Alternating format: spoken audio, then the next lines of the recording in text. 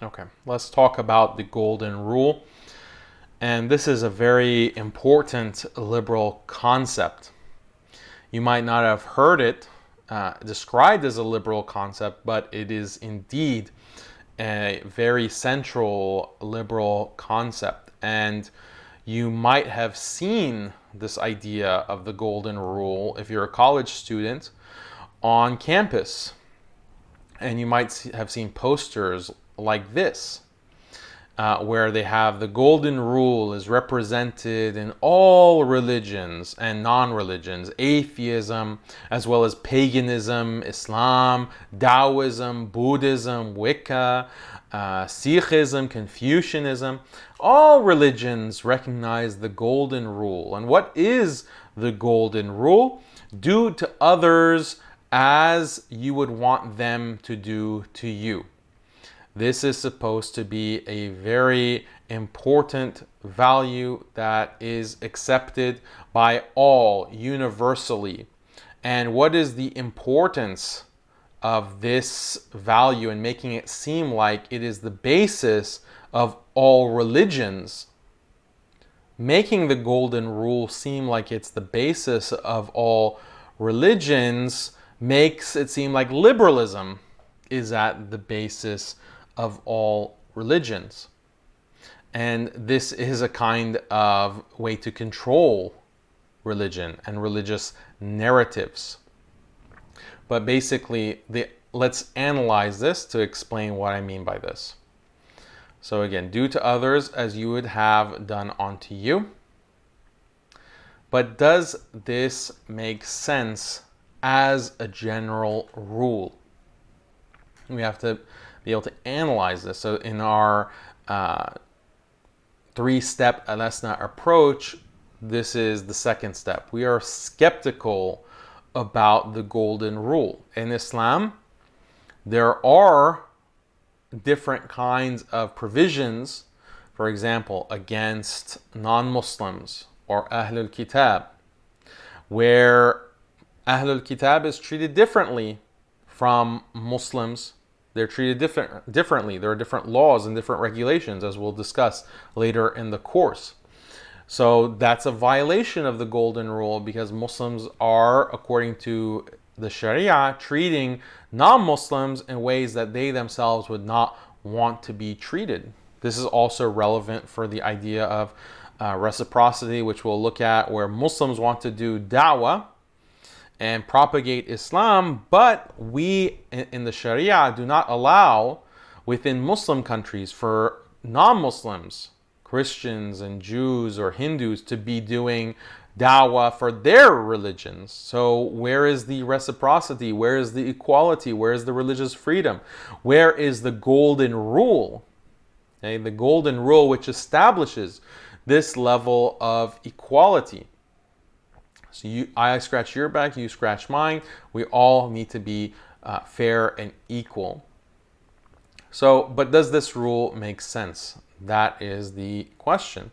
And we can analyze it. And the way that I will explain it when I'm talking about this golden rule is that actually it doesn't make much sense at all.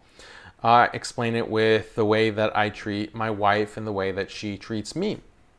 And the idea is that I'm the kind of guy who, after a long day of work, I come home tired, and I might be stressed thinking about something, and I just need time to relax.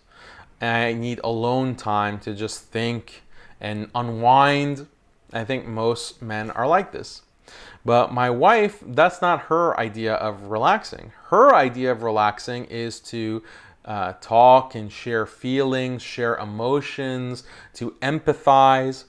So I'll come home from work and I just want to unwind, and she'll ask me, so how was your day? And I'll say, well, I woke up in the morning, I went to work, I did my work, and then I came back home, and now I'm just relaxing. That's my day. But then when she asks, she wants me to ask her back, so how was your day, honey? And she'll say that, well, I woke up, but I had quite a strange dream, and my friend was in the dream, which was really strange because I haven't talked to my friend in a month. And she had this problem last week that I heard about, and she was thinking about doing this, and her friend told her to do that. And then I woke up and, I had breakfast, and the breakfast tea that I had wasn't my usual brand, and I think I need to go back to the store. So just on and on and on, right? A very elaborate sharing. And that's what she likes. That's what she needs.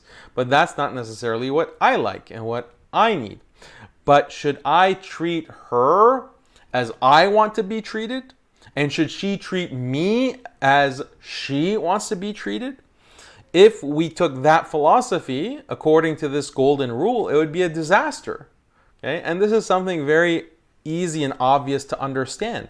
You have to treat people according to the way they should be treated, not substituting yourself as the basis of all morality, putting your own wants and desires as the center, the apex of morality by which you judge others and by which you treat others.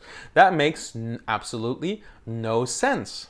Okay? Sometimes I need to unwind, but I recognize that she needs to share feelings, so I will ask her and I'll engage on that level. And sometimes she recognizes that even though she would prefer to talk and share feelings, that I need some space and time alone, and so she won't engage me in those kinds of conversations. That's ethical treatment, that's considerate treatment, and that's how all relationships work. All successful relationships are a matter of this kind of compromise.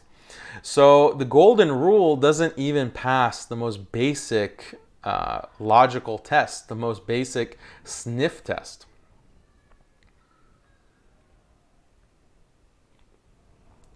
So what about the hadith?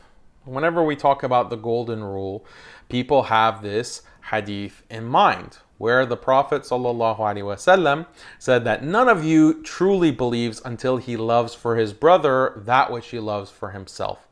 It seems like this is the golden rule, right? So it seems like Islam does endorse the golden rule. But this is not the case. Let's look at it more carefully. Because when the Prophet ﷺ says that none of you truly believes until he loves for his brother that which he loves for himself, the assumption is that what you love is in accordance with Islam.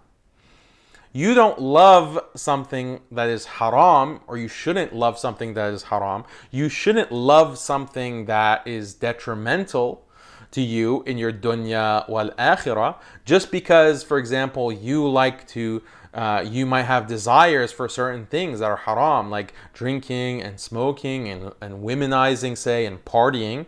Just because that you might like that doesn't mean that you should love that for your brother and help him facilitate that or encourage him in that. That's not what's meant by the hadith, but a literal reading of the golden rule would imply that.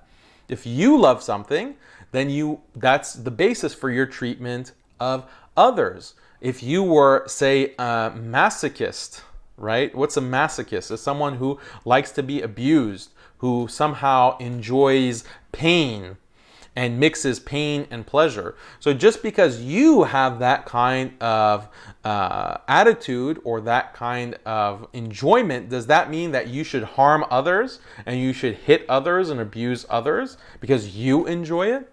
No, that would make no sense. So this hadith comes with this underlying assumption that what you love is in accordance with Islam. And there's actually another hadith that is reported where it's reported that the Prophet ﷺ has said that none of you truly believes until his desires, what's inside of him basically, is in accordance with what I have brought, meaning what the Prophet ﷺ has brought. So that's a great companion or explanation of this hadith, that what you want and what you love and what you desire has to be in accordance with Islam, with what the Prophet ﷺ has said, his sunnah. So this is not just a empty statement like the golden rule. Now let's also take a minute to understand what the point of the golden rule is. The golden rule is a perfect example of this liberal deceit, this great lie. It presents itself as if it's substantive, as if it has a real moral import, like it can actually guide people's behavior. Just accept the golden rule and you'll be a good person. That is the message that liberals will give, philosophical liberals. But as we see, this is nonsensical, and it's an empty shell of a moral principle. It's an empty glass. It has no content in and of itself. You have to fill it with certain assumptions, certain moral prescriptions. Then it can be operationalized, just like in the case of this hadith. It doesn't really it's not really operationalizable. You can't really act according to it until you know about Islam. If you have that understanding of Islam, that the Prophet ﷺ is telling us to live and act according to Islam and treat, and to have our love be on the basis of Islam, and to treat other Muslims on the basis of what we love, which is Islam, right? So all of that is coming together as a package. But liberalism wants to give the facade of being rational, the facade of being moral, but there's really nothing there until you add it in. So it is deceptive in this way, and it's not something that you can apply in the actual real world. Okay? How can you take yourself as a basis for ethical treatment of others? You might be a psycho. You might be completely morally corrupt. The golden rule is therefore telling you that your moral corruption is the basis by which to treat others. That's completely nonsensical. It can be immoral. It can be a complete disaster. So this is why the golden rule is actually completely hollow and is the first example of this liberal facade.